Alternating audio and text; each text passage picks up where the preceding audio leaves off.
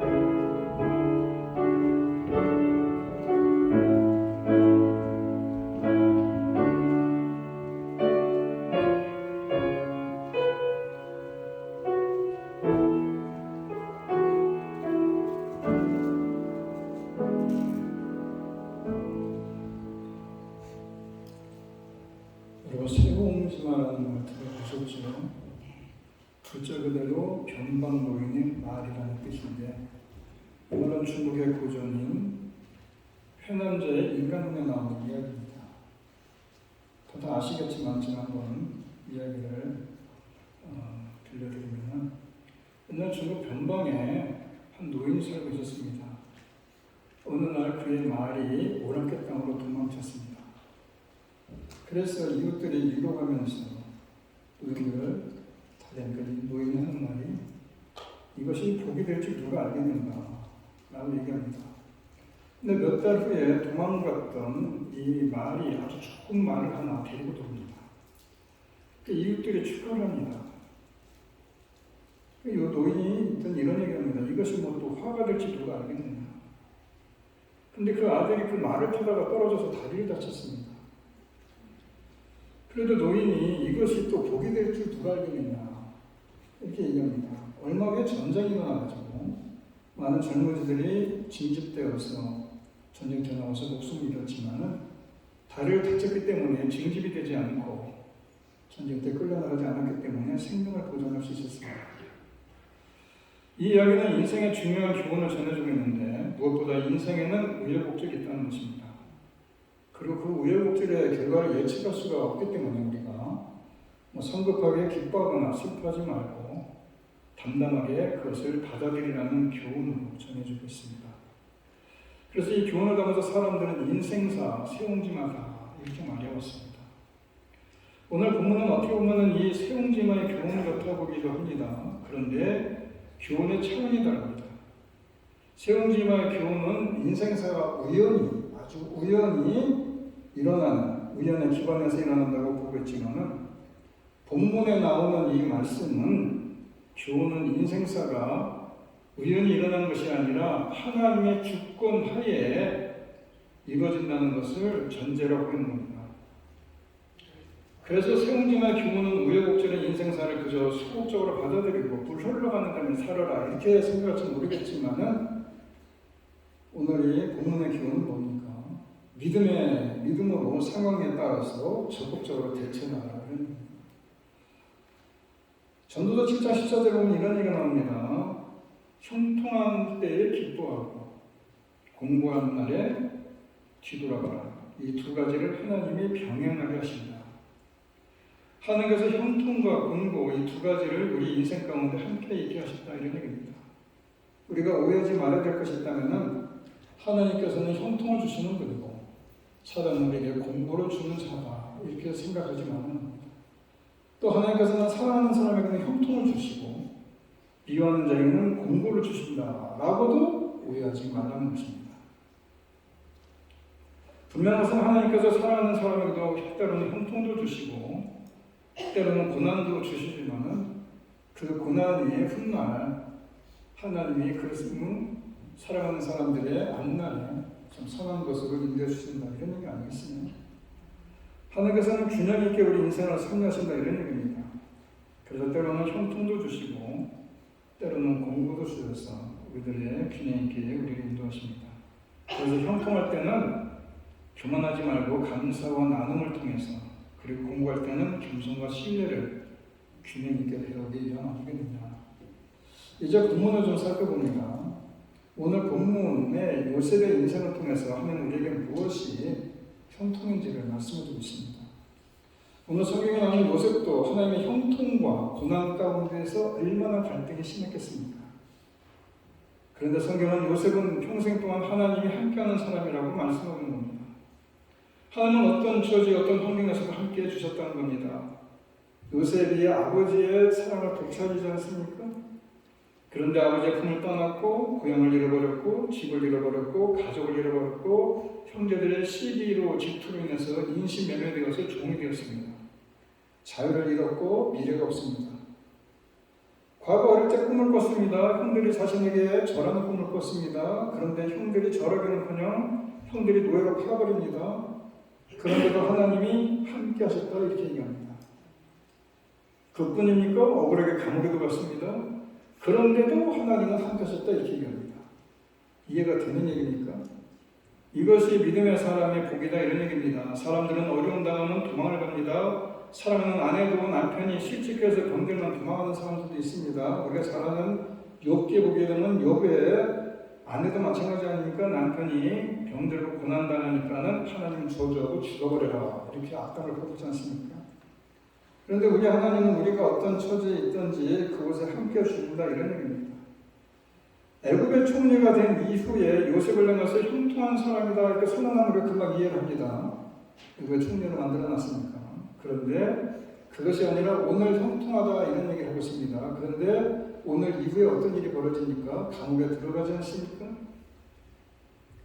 그래서 어떻게 보면 고통의 터널에 막 들어서는 요셉을 향해서 성경은 형통한 사람이다 이렇게 얘기하고 있습니다. 요셉은 하루아침에 아버지로부터 사랑받은 아들이어서 그야말로 자유가 박탈된 노예의 신분으로 아주 나락으로 떨어져 버리는 그런 인생이 되지 않습니까? 그런데도 불구하고 하나님은 요셉을 향해서 형통한 사람이다 이렇게 얘기를 합니다. 왜 그렇습니까? 오늘 본문이 그 이유를 네 가지를 우리에게 가르쳐 주는데, 먼저는 형통한 사람은 상황이 형통한 사람이 아니라 하나님이 함께 하시는 사람이 형통한 사람이다 이겁니다. 오늘 이 성경에 보게 되면 형통이라는 단어가 두 번이나 나옵니다. 2절 3절에 나오죠. 여호와께서 요셉과 함께 하심으로 그가 형통한 자가 되어 3절에 그의 주인 여호와께서 그와 함께 하심을 보며 또 여호와께서 그의 범사에 형통하게 하심을 보았더라. 39장을 지금 보고 있는데 2절 3절뿐만 아니라 23절에도 또 한 번 나옵니다. 간수장은 그의 손에 맡긴 것은 무엇이든지 살펴보지 아니하였으니 이는 여호와께서 요셉과 함께 하심이라 여호와께서 그를 범사에 형통하게 하셨더라. 창세기 전체에 형통이라는 단어가 5번 나와요. 그런데 두 번은 이삭에 대한 얘기에 2번 나오고 요셉에게 3번이 나오는데 그 3번이 다 39장이 나옵니다. 그런데 이 3번 다 똑같은 이유로 형통했다 이렇게 얘기합니다. 무슨 이유입니까? 여호와께서 요셉과 함께 하셨더라. 이게 무슨 의미입니까? 형통의 출발점은 환경이 아니라 하나님이 함께 하십니다. 이런 얘기 아닙니까? 요셉의 상황을 보십시오. 자유도 없고 가족도 함께 있지 못합니다. 강간범이라고 하는 억울함을 풀 길도 없습니다. 형량이 정해지지 않은 무기수의 상태인데도 언제 감옥에 나갈 수 있는지도 모르는 앞날도 보이지 않습니다. 그런데 하나님은 그런 요셉을 두고 형통한 사람이다. 왜 그렇습니까? 성경은 요셉의 삶에 일어나는 일들이 집중한 것이 아니라 요셉의 삶에 일어나는 일에 집중하는 것이 아니라 요셉이 어떤 상황에 있든지 누구와 함께 하느냐가 더 중요한 거다 이런 얘기입니다. 왜 그렇습니까? 21절 보게 되면 여호와께서 요셉과 함께 하시고 그에게 인자를 도와서 간수장의 은혜를 받게 하시니, 우리 오늘 21절은 읽지 않았지만은 지금 감옥에 있는 상황이에요. 그런데 하나님께서 인자를 베풀어 주십니다. 그래서 간수장의 은혜를 받게 하십니다. 여러분 한번 생각해 보십시오. 요셉이 감옥에 갇혀 있어요. 간수 입장에서 보면은 간수 입장에서 보면은 손댈 이유가 아무것도 없어요. 왜냐? 요셉은 이방 사람입니다. 거기다가 강간범이에요. 왜 내가 요셉한테 그렇게 은혜를 베풀어 줄 일이 없지만은 하나님께서 요셉을 사랑하시기 때문에 요셉에게 인자를 베풀어 주시기 때문에 그 간수장에게 은혜를 베풀어 주셔서 그 간수장으로 하여금 요셉을 힘들게 하고 어렵게 만드는 것이 아니라 그 요셉을 감옥에서도 요셉을 믿고 모든 것을 요셉에 맡길 수 있는, 그래서 다시 말해서 요셉을 감옥이라는 그 틀 안에 있지만은 그곳에서 환난으로부터 벗어나게 만들어주는 것이 하나님의 놀라운 인자하심이었더라 이런 얘기 아닙니까? 우리가 잘 아는 대로 요셉이 운동에 빠졌습니다. 그곳에서 죽었습니까? 그대로 놓아주면 죽을 수밖에 없지만은 이방 상인을 통해서 형들이 팔아버립니다. 그래서 살아났어요. 요셉이 보디바르 집에 노예로 끌려갔습니다. 그래서 그곳에서 노예로서 학대를 받고 죽임을 당했습니까? 그게 아니라 보디바르의 아내의 유혹을 통해서 애매하긴 하지만 감옥에 가면서 살아나지 않습니까? 또 감옥에서 처형이 됐습니까? 아닙니다. 감옥에서 술 맡은 관원장이나 떡 맡은 관원장을 통해서 참 그 기회를 통해서 어떻습니까? 애굽의 총리까지 되지 않습니까? 요셉과 함께 하시는 하나님이 요셉에게 인자를 베풀어 줬다는 얘기 아니겠어요? 후대의 성경 기록자는 요셉의 생에 대해서 뭐라고 말씀하느냐? 사도행전 7장 9절에 여러 조상이 요셉을 시기하여 애굽에 팔았더니 하나님이 저와 함께 계셔 그 모든 혼란에서 건져내서 애굽 왕 바로 앞에서 은총과 지혜를 주심에 바로가 저를 애굽의 그리고 온 집의 치리자로 세웠다. 혼란에서 건져냈다는 얘기입니다. 한 가지 혼란이 아니라 모든 혼란이라고 얘기합니다. 운동회에서 죽을 수 있는 혼란이고 보디발의 집에서 억울하게 인생을 끝내야 될 그런 혼란이고 감옥에서 그대로 인생을 끝낼 수밖에 없는 혼란이었지만은 그런데 그는 혼란에서 건져졌다 이런 얘기입니다. 우리도 하나님이 함께 계시면은 모든 혼란에서 건짐받는 그런 믿음이 이 가운데 있기를 바랍니다. 여러분 앞으로 어떤 상황이 다가오더라도 두려워하지 말라는 겁니다. 여러분 중에 건강의 혼란도 있을 수 있고 재정적인 혼란도 있을 수 있고 또 인간관계의 혼란도 있을 수 있고 신앙의 혼란도 있을 수 있고 자녀의 혼란들도 있을 수 있습니다. 그런데 염려하지 말라는 겁니다. 하나님이 우리와 함께 하시기만 하면은 그 모든 혼란에서 우리를 구원해 주실 것이고 그래서 여러분들 현재 아니라 우리 인생에 마치는 순간까지도 하나님이 함께 하시기만 하면은 결국 우리를 그 모든 어려움에서 건져 주실 것을 확신하시기 바랍니다. 하나님 요셉에게 내가 어려움을 잘 극복하면 내가 너와 함께 하겠다 이런 얘기 하지 않습니다. 형들에게 미움을 받고 구덩이에 던져질 때도 함께 하셨고 요셉이 노예일 때도 하나님은 함께 하셨습니다. 강간음으로 몰려서 감옥에 갇힌 억울한 일을 당할 때도 하나님은 함께 하시지 않습니까? 하나님이 함께 하시면 하나님이 힘이 되어주시고 지혜가 되어주시고 위로가 되어주시는 거 아니겠느냐? 그런데 하나님이 함께 하지 않으면 아무리 좋은 일이 생겨도 불안과 염려에서 자유롭지 못하고 성공이 오히려 우리를 죄의 자리로 이끌어갈 수 있다. 하나님 없는 세상의 형통보다 고난 속에서도 하나님께 함께하는 참된 형통을 선택할 수 있어야 된다 이런 얘기 아닙니까? 요셉을 가장 높은 자리인 애굽의 총리의 자리로 바로 그냥 즉석에서 끌고 가는 것이 아니라 가장 낮은 종의 자리로 먼저 데려가신 이유가 뭐냐? 그것은 형통이 자리에 있는 것이 아니라 하나님 안에 있다는 것을 보여주는 대목 아닙니까? 비천에 처하든 풍부에 처하든 어떤 상황에 처하든 형통의 주인 되시는 하나님이 나와 함께 하신다는 믿음이 바로 세워지지 않는다면 세상이 말하는 형통을 쫓아가게 되는 것이고 그렇게 하나님은 사랑하는 자녀를 먼저 눈부신 자리로 데려가시기보다는 어떤 자리에서도 하나님과 함께 걷는 사람으로 함께 걸어서 그 어려움을 헤쳐나갈 수 있는 그런 사람으로 빚어가신다 이런 얘기입니다. 그리고 형통은 문제가 다 사라진 상태를 형통이라고 얘기하는 것이 아니라 문제보다 크신 하나님이 함께 하시는 상태라는 것을 보여주는 것이 참된 형통이다 이런 얘기입니다. 두 번째로 형통한 사람은 주님의 성품으로 세상에 하나님을 보여줍니다. 3절 보게 되면 놀라운 장면이 나오는데 그의 주인이 여호와께서 그와 함께 하심을 보고 또 여호와께서 그의 범사에 형통하게 하심을 보았더라. 요셉을 이렇게 보디발이 요셉을 이렇게 보면서 요셉만 본 것이 아니라 요셉과 함께하는 하나님이 보인 것입니다. 그래서 그 하나님이 형통하게 해주시는 분이라는 것을 알았다 이런 얘기 아닙니까? 보디발이 하나님을 아는 사람이 아니고 하나님을 믿는 사람이 아닌데 그의 눈에 형통 주시는 하나님이 보였는데 어떻게 보였느냐? 그의 영안이 열려서 보인 것이 아니고 그냥 문득 그대로 그냥 본 거, 그 사실 그대로 본 겁니다. 그냥 그대로 본 거예요. 뭘 본 겁니까? 요셉의 말과 요셉의 태도와 요셉이 일 처리하는 것, 요셉의 성실함, 요셉의 정직함 이런 것을 보는데 뭐 영안이 뛰어갖고 봅니까? 그냥 본 겁니다. 딱 보니까 요셉이 아주 그냥 말도 그냥 잘하고 다 합니다. 여러분 노예가 되었으니 삐뚤어질 수 있는 거 아닙니까? 형들에 대한 미움과 증오가 분노가 막 밤새게 설했다면 나 잘도 모르는 사람이 많이 막 여기 튀어나올 거 아니겠습니까? 또 감옥에서는 세상에 억울한 일도 함께 감옥에 들어갔는데 그냥 대충 살아야 된다 이런 생각도 하지 있을 않겠습니까? 버림받은 상처가 많으니까 형들부터 버림받고 그래서 인생을 맹수적으로 살 수도 있지만은 그렇지 않습니다. 그는 하나님이 함께 하심을 믿었기 때문에 하나님의 사람으로 사람답게 살아가는 삶을 포기하지 않았던 것이고 그래서 하나님이 함께 하시기 때문에 하나님이 그의 마음과 또 생각과 성품을 하나님이 만져주셔서 하나님을 닮는 성품이 되게 만들어주신 거 아닙니까? 보이는 대로만 보지 않고 삶을 믿음으로 해석할 수 있게 만들어줬다 이런 얘기입니다. 여러분 느끼는 대로 우리는 인생을 사는데 그렇게 반응할 때가 많은데 그렇게 살지 않고 하나님이 주신 말씀을 더 붙잡고 살았다 이런 얘기. 사람은 장소에 따라 태도가 달라집니다. 자리가 사람을 만든다는 소리가 있는 것처럼 자리에 따라 태도가 달라지게 됩니다. 그런데 요셉은 장소가 어디든지 자리가 어디든지 누구와 지내든지 그의 태도가 달라지지 않았습니다. 왜냐? 늘 하나님 앞에 사는 것 같은 마음으로 사는 것 아니겠느냐?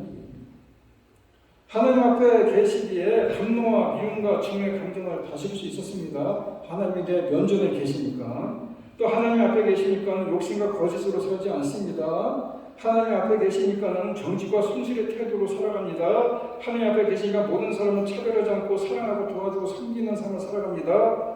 그래서 요셉만 보면은 히브리 노예가 뭘 제대로 하겠느냐 그렇게 생각할지 모르겠지만은 믿음으로 살아가는 요셉의 태도와 성품을 보면서 믿을 수 있는 사람이라고 확신이 들었기에 그 보디발이 그의 집에 있는 모든 걸 맡기지 않습니다.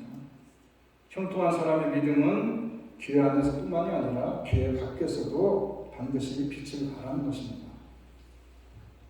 사람이 당장 능력 있고 유능한 사람을 좋아하지만은 정말 중요한 자리에 선택되는 사람은 능력은 좀 부족해도 믿을 수 있는 사람을 선택하지 않습니까? 내 가정과 직장과 사람들과 관계 속에서 내 뜻대로 내 마음대로 내 자아대로 살아가기보다는 성령 안에서 빚어주신 주님 닮은 성품으로 살아가야 된다 이런 것을 보여주는 겁니다. 주님을 닮은 성품으로 살아갈 때 비로소 세상이 하나님을 보게 되는 거 아닙니까? 나를 통해서 어떤 상황에서도 기뻐하고 감사하는 참된 형통이 하나님께로부터 왔다는 것을 세상이 보고 알게 되는 은혜가 바로 여러분들을 통해서 있어지기를 바랍니다. 세 번째로는 형통한 사람은 하나님이 해를 끼치는 사람들이 꾸민 악한 계획까지 손으로 바꿔준다는 얘기입니다. 여러분 하나님이 함께 하시는 요셉을 보십시오. 비록 노예로 팔려갔지만은 하나님이 함께 하심을 통해서 그가 가정 총무가 되고 그로 그가 맡은 일을 하니까 그 집이 잘 되지 않습니까? 그때 가장 가까이서 유혹을 누가 합니까? 그 보디발의 아내 아닙니까? 그런데 보디발이 그 아내 말만 듣고 요셉을 강에 쳐넣습니다. 그런데 여러분 생각해 보세요. 보디발이 요셉을 잘 압니다. 오직에서는 가정의 총무로 삼고 모든 걸 다 맡기지 않습니까? 그래서 이 요셉이 무죄인 것도 알아요. 죄 없는 것도 알아요. 자기 와이프가 그런 줄도 다 압니다. 그런데 평소 요셉을 본 그가 아내가 잘못된 것도 알았지만은 아내의 잘못을 덮고 요셉을 감옥에 집어넣음으로 자신의 권력을 유지하고 체면을 세우려고 한 거 아니겠느냐. 요즘도 마찬가지입니다. 상대를 공격하는 최대의 무기가 상대를 악마화하는 거 아닙니까? 그래서 보디발의 아내는 그를 감옥에 쳐넣고 그를 죽이려 했을 것이고 사흘부터 매장시키고 결국 사형원도를 맞게 만들어 했을 것인데 그런데 간수장이 어떻게 합니까? 모든 것을 요셉에게 맡기지 않습니까? 오히려 악한 계획을 손으로 바꾸지 않습니까? 우리가 살다 보면은 참 우리가 잘 되는 꼴을 못 보는 사람들이 많습니다. 세상에는 우리를 지지하는 자들도 있지만은 우리를 시기하는 자들이 더 많다는 것입니다. 사람이 배가 고파도 살 수는 있는데 배가 아프면 못 산다고 그래요. 대부분의 사람들이 어떻게 보면 우리와 무관하게 살고 있지만 그런데 적극적인 적대자 한 사람에서도 목에 칼이 들어옵니다. 사람들 향해서 악선전을 하고 악마하고 매장을 시켜버립니다. 우리가 잘되는 꼴을 보지 못해서 시기하는 사람, 유혹하는 사람, 경쟁하는 사람, 어떻게든 넘어뜨리고 실패하게 만드는 사람, 궁극적으로 우리를 우는 사자처럼 두루 삼키며 덤벼드는 사자 같은 사람이 있다. 사탄 같은 사람이 있다. 6절을 보니까 요셉의 외모가 아주 준수하고 아름답다고 했습니다. 중년 부인이 바람이 났습니다. 그래서 눈짓을 합니다. 눈짓해도 못 본 채 하니까는 주인만 없었다는 날마다 찝쩍거립니다. 바람도 단단히 난 겁니다. 그래도 거절하니까는 12절에 옷을 갖고 늘어집니다. 그래도 요셉은 옷을 뿌리치고 도망을 칩니다. 요셉이 유혹을 누릴 수 있었던 게 뭡니까? 주인이 무서워서입니까? 아닙니다. 구절에 보면 하나님이라고 합니다. 하나님이 함께하는 사람은 언제든지 아까 말씀드린 대로 어떤 자리, 어떤 형편이든지 하나님을 면전했다고 생각하면 나쁜 짓을 하겠습니까? 그러다 보니까 감옥에 갇힙니다. 그런데 감옥에 갇혔다고 해서 끝이 아니라 이때 나이가 27인데 하나님이 그 과정을 통해서 요셉을 하여금 최고의 권력층을 만날 수 있는 기회를 허락하시고 결국은 30살에 애굽의 총리로 일하게 만들지 않습니까? 우리가 잘 아는 대로 시기하는 형들이 팔아먹습니다, 요셉을. 그런데 결국 요셉은 그 사건을 어떻게 고백을 합니까? 창세기 마지막 부분에 가면 창세기 50장에 당신들은 나를 헤아려 했으나 하나님은 그것을 손으로 바꾸사 오늘과 같이 만민의 생명을 구원하게 하셨다. 하나님이 함께 하시면 악한 계획도 선하게 바꿔주신다, 이런 얘기입니다. 형들의 악한 계획도, 보디발 아내의 악한 계획도 결국 하나님은 협력과 선을 이루는 도구로 사용하는 거 아닙니까? 방해하는 자들, 시기하는 자들까지 사용하셔서 하나님이 요셉에게 주신 비전을 다 이루게 만들지 않습니까? 어릴 때 가진 꿈이 그대로 이루어지게 하지 않습니까? 여러분 가운데도 이런 믿음이 있길 바랍니다. 어떤 사람이 시기한다 할지라도 하나님이 함께해서 손으로 바꾸는 역사가 있을 것이고, 어떤 사람이 우리에게 해를 끼친다 할지라도 그것이 손으로 바꿔지는 역사가 있을 것이다, 이런 얘기입니다. 마지막으로 형통한 사람은 자신을 넘어서 세상을 살리는 그의 통로가 됩니다. 3절을 다시 보시게 되면 그의 주인이 여호와께서 그와 함께 하심을 보며 또 여호와께서 그의 범사에 형통하게 하심을 보았더라. 범사에 형통하게 된 겁니다. 모든 일이 형통하게 됐다는 얘기입니다. 장수에 관계없이 형통하게 되었습니다. 거기가 어디입니까? 이국 땅입니다. 자기 나라가 아닙니다. 신분에 상관없이 형통하게 됐다, 이런 얘기입니다. 노예의 신분이고 종이 되었는데 종이 되어 형통하게 됩니다. 4절 보게 되면 주인이 은혜를 베풀어 가장 총무로 삼고 그 모든 소유를 맡깁니다. 하나님께서 요셉 때문에 그 집이 어떻게 되느냐? 5절에 보게 되면 형통의 마지막 차원을 보여주는데 그가 요셉에게 자기의 집안 일과 그 모든 재산을 맡겨서 관리하기로 한 그때부터 하나님께서 요셉을 모시고 그 애굽 사람의 집에 복을 내리셨다는 겁니다. 주께서 내리시는 복이 주인의 집안에 있는 것이든지 밭에 있던 것이든지 그 주인이 가진 모든 것을 미쳤다. 얼마나 놀라운 얘기느냐. 하나님이 요셉과 함께 하니까 그 복이 요셉 한 사람에게 끝나지 않고 보드르발의 집 전체로 흘러갔는데 언제부터냐? 요셉의 집안과 모든 재산을 맡아서 관리하기 시작할 때부터 하나님께서 그에게 복을 내려주셔서 집안뿐만 아니라 밭에서 가축에게 모든 것이 그냥 요셉이 하는 일마다 형통하게 하셨더라. 그 얘기 아니겠느냐. 하나님이 함께하는 요셉 한 사람으로 인해서 보디발이 말 그대로 수지망인다는 겁니다. 요셉 자신만 잘 살게 되는 것이 아니라 그 집안의 종들도 잘 살게 되고 가축도 곡식도 다 잘 된 것이고 결국 주인까지도 풍족하게 되는 것이고 보디발에게 요셉은 자기 집에 그려두는 복덩어리 아니겠느냐. 이것이 형통인 것입니다. 세상에 내가 얼마나 많이 가졌느냐라고 세상 사람들은 형통을 얘기하지만 성경은 너를 통해서 얼마나 많은 사람들이 복을 누리게 되는가. 이것이 형통입니다. 요셉의 형통은 사치도 아니고 자기만의 성공도 아니고 요셉의 형통은 하나님의 복이 흘러가는 통로였다, 이런 얘기입니다. 우리가 잘 아는 대로 요셉은 훗날 애굽 총리가 되어서 7년의 가뭄으로부터 많은 생명을 살리지 않습니까? 하지만 그 일이 하루아침에 이루어진 건 아니라는 겁니다. 노예의 집에서, 감옥에서, 작은 실내에서 맡겨주는 성실히 감당함부터 요셉을 준비시키고 집에 가는 집이, 감옥에 들어가는 감옥이, 나라 일을 맡기면 나라가 형통하게 되는 거 아닙니까? 여러분의 삶 속에서도 하나님이 함께 하셔서 이런 일이 있기를 바랍니다. 여러분이 가는 곳곳에 형통하게 나타나기를 바랍니다. 우리가 때로는 직장을 옮길 수도 있고 뜻하지 않은 자리에 갈 수도 있습니다. 내가 기대하지 않았던 다른 상황이 다가올 수도 있습니다. 그런데 하나님이 함께해서 그 어떤 곳에서도 그런 형통의 역사가 일어날 수 있다는 얘기입니다. 형통한 역사를 자신만 체험한 것이 아니라 사람들이 그 형통한 것을 보았고 다른 사람에게 이루어졌고 또 그 한 사람이 함께 하시는 한 사람 때문에 영향력이 대단히 큰 것이다, 이런 얘기입니다. 성경에 보게 되면 나사로가 살아남을 통해서 많은 사람들이 예수님을 믿게 되지 않습니까? 하나님이 함께 하시는 다윗 한 사람을 통해서 골리앗 앞에서 벌벌 떨던 이스라엘 백성들이 기쁨을 맛보지 않습니까? 하나님이 함께 하시는 모세 한 사람을 통해서 노예로 시달리던 애굽의 이스라엘 백성들이 출애굽을 하지 않습니까? 나 한 사람이 중요하다는 겁니다. 나 한 사람이 하나님 앞에 바로 서는 것이 중요하다는 겁니다. 나 한 사람이 하나님이 함께 하시면 중요하다는 것입니다. 나 한 사람을 통해서, 내가 형통함을 통해서 우리 가정이 예수를 믿게 되고 가정의 경제가 회복이 되고 자식이 잘 되는 것이고 가정의 평안을 기쁠 수 있는 것이고 우리 가정에 하나님의 살아계신 능력이 나타날 수 있다, 이런 얘기입니다.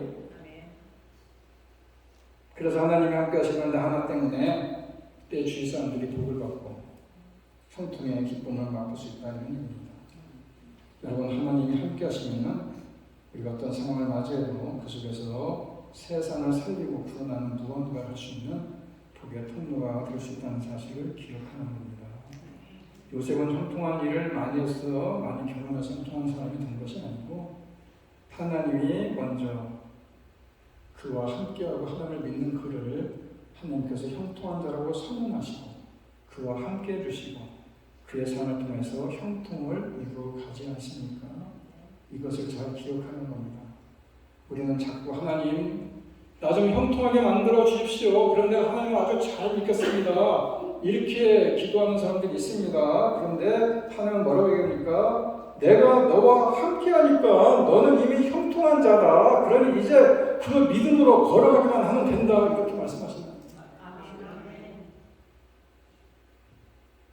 여러분들이 예수를 왜 믿습니까? 하나님이 함께 하심을 믿는 거 아니에요? 하나님이 함께 하시니 요셉이 형통했더라. 이 얘기가 39장에 3번씩이나 나와요. 똑같은 단어로, 똑같은 문장으로 하나님이 함께 하시니 요셉이 형통했더라. 가장 중요한 형통은 뭡니까? 어떨 때 형통이 되는 겁니까? 하나님이 함께 하셔야 되는 것입니다. 세상 사는 세옹지마 그게 인생사가 될지 모르지만 우연이라고 얘기할지 모르겠지만 하나님은 그렇지 않습니다. 우리가 사는 세상이 우연으로 이루어지는 것이 아니라 하나님의 주권 아래에서 이루어지는 하나님의 손길인 것이고 그 하나님이 우리와 함께 하시기만 하면은 우리가 하는 일이 모든 것이 형통하게 된다. 이것이 믿음 아니겠습니까? 바라기는 하나님 날 좀 형통하게 해주시고 나에게 좀 복을 내려주십시오. 그럼 내가 예수를 잘 믿겠습니다 라고 얘기할 것이 아니라 내가 너와 이미 함께 했으니 너는 이미 형통한 자가 됐고 문제가 있다면 네가 나와 함께 걷지 않고 있는데 이제는 그 믿음으로 한번 걸어가 봐라. 그러면 내가 너와 함께하는 것을 네가 경험할 것이고 네가 형통한 사람이 될 것이다. 이런 얘기입니다. 바라기는 저와 여러분이 오늘 모든 다 말씀을 다 세웅지금하고 어떻고 그런 것이 중요한 것이 아니라 가장 중요한 것은 하나님이 여러분과 함께 하시는 것이고 하나님 여러분과 함께 하시기만 하면은 당장은 어렵고 힘든 일이 여러분 가운데 있다 할지라도 모든 것이 합력해서 소원을 이루어 가시는 하나님의 손길을 경험할 수 있다는 사실을 반드시 기억하시면서 이미 여러분과 함께 하시는 하나님 믿음으로 그분과 함께 걸어가는 저와 여러분 되기를 간절히 바랍니다. 다 같이 일어나서 함께 찬양하기 바랍니다.